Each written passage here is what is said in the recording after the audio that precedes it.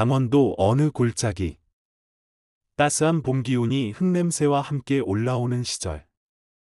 그 땅에서 사람보다 먼저 말이 나고 소보다 먼저 웃음이 흐르는 그 시절의 산골에서 한 청년이 쩔쩔매며 서 있었다. 그 청년은 바로 나. 마름집 머슴으로 들어온 지 여러 해. 들판에 김 메고 논에 물 떼고 일손이 딸리는 곳이면 어디든 불려다녔던 내가 그 집 딸과 혼인을 약조받고 살았던 세월도 벌써 손에 꼽기 힘들어졌다. 처음에는 단순했다. 일 잘하면 우리 딸 준다. 장인어른이 될 말은 영감의 말은 그랬다. 그 말을 철석같이 믿은 나는 한 해가 지나고 또 한 해가 지나도 혼례는커녕 말 한마디 없이 일만 더해졌다. 그런 세월이 쌓이자 나는 드디어 마음을 다잡고 장인 영감을 붙들고 말했다. 언제 장가들까요? 하지만 돌아오는 대답은 늘 엉뚱했다. 봄이 봄 같을 때 하자. 혹은 올해는 벽시가 좋으니 서둘 일 없지.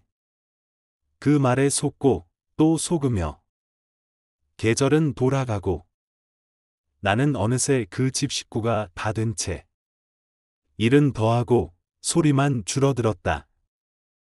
그러던 어느 날 또다시 장인 영감이 며칠 후 장날에 사람을 부르겠다고 말했다. 나는 속으로 설레었다. 드디어 혼례 날이 잡힌 게 아닐까. 그간 쌓인 억울함도 사라질 거라 믿으며 장날만을 기다렸다. 하지만 막상 그날 영감은 나를 장터에 데리고 간 것이 아니라 새로운 인력을 구하러 간 것이다. 일꾼을 더 데리고 와 나에게 더 많은 일을 맡기려는 속셈이었다. 그제야 나는 깨달았다. 이 사람은 나를 사위로 생각한 적이 없었구나. 그저 머슴 한 명 얻어 일만 시킬 궁리만 해왔구나.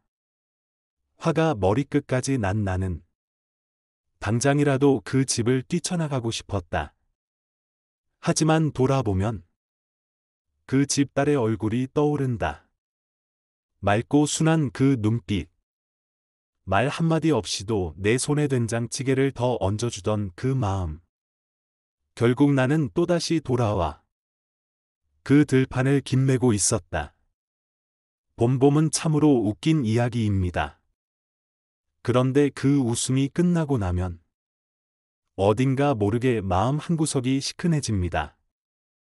마치 어릴 적 봄날 논두렁에서 뛰놀다 갑자기 날아든 바람결에 먼지를 눈에 문 것 같은 느낌입니다. 이 소설은 단지 웃기려는 이야기만은 아닙니다. 그 속에는 농촌 사회의 계층 구조, 일과 인간 관계의 불균형, 그리고 희망이란 말이 얼마나 쉽게 약속되고 얼마나 오래 붙잡히는지를 너무도 사실적으로 담아냅니다. 나라는 인물은 어찌 보면 그저 어수룩하고 속기 쉬운 젊은이일 뿐입니다. 하지만 그의 모습 속엔 우리 모두의 젊은 시절이 녹아 있습니다. 누구보다 열심히 했고 누구보다 믿었으며 그래서 더 많이 속고 그래서 더 쉽게 상처받았던 그 시절. 그리고 장인어른이라는 인물은 어디에나 있는 어른입니다.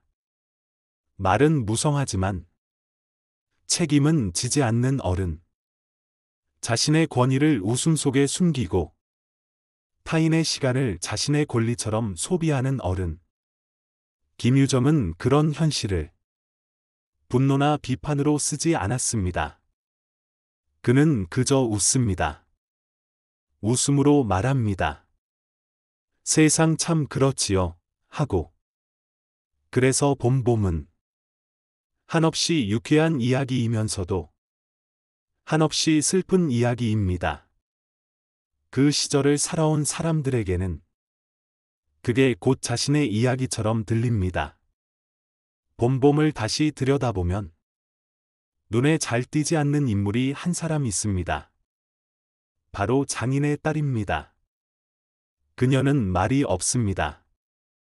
작품 속에서 이름조차 분명히 언급되지 않는 이 여성은 그러나 이야기의 중심에 서 있습니다.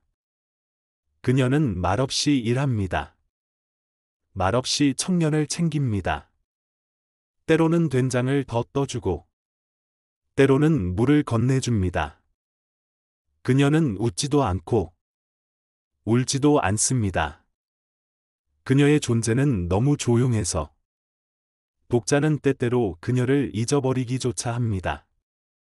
그러나 그 조용함이야말로 당시 여성의 위치를 가장 뚜렷하게 보여주는 증거입니다. 그녀는 선택하지 못합니다. 그녀는 말하지 못합니다. 그녀는 그저 아버지의 말에 따라 혼인 날짜를 기다리는 존재일 뿐입니다. 그녀의 침묵은 곧 여성의 현실이었습니다.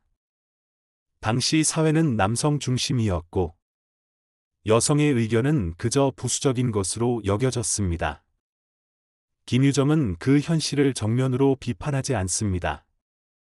그러나 그 침묵을 작품 곳곳에 배치함으로써 우리는 더 많은 것을 느끼게 됩니다. 봄봄은 그렇게 한 시대의 침묵을 소리 없이 전달합니다.